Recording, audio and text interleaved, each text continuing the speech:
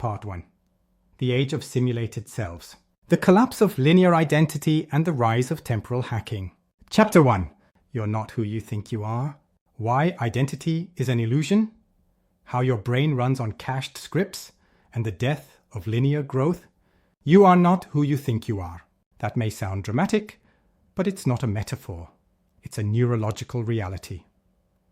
The version of yourself you carry in your mind, the beliefs, the habits, the fears, the stories, is not a reflection of who you truly are. It's a running simulation built from years of inputs, experiences, and feedback loops that have shaped what we call identity. But identity is not fixed.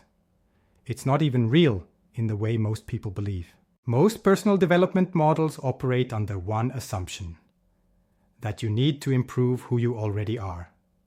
Fix weaknesses, build better habits, increase confidence, sharpen skills. These are all valid goals, but they assume that the person you are now is fundamentally solid and worth improving.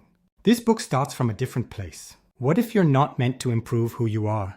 What if you're meant to become someone else? The illusion of identity. Ask yourself, who are you? Maybe you say something like, I'm an entrepreneur. I struggle with confidence. I want to build something big, but haven't taken action yet. I'm more of a thinker than a doer.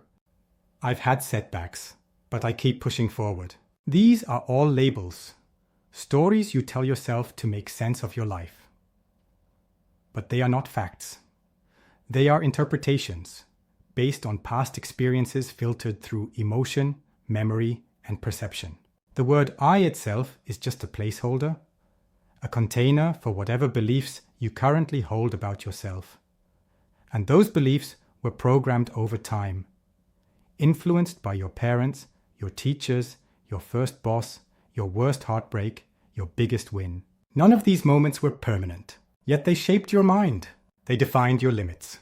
They built the architecture of who you became. And now, even though many of those experiences are long gone, their influence remains encoded in your thinking, your behavior, your decisions. You are not who you think you are.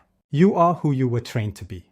And unless you understand this, you will never escape the limitations built into that training.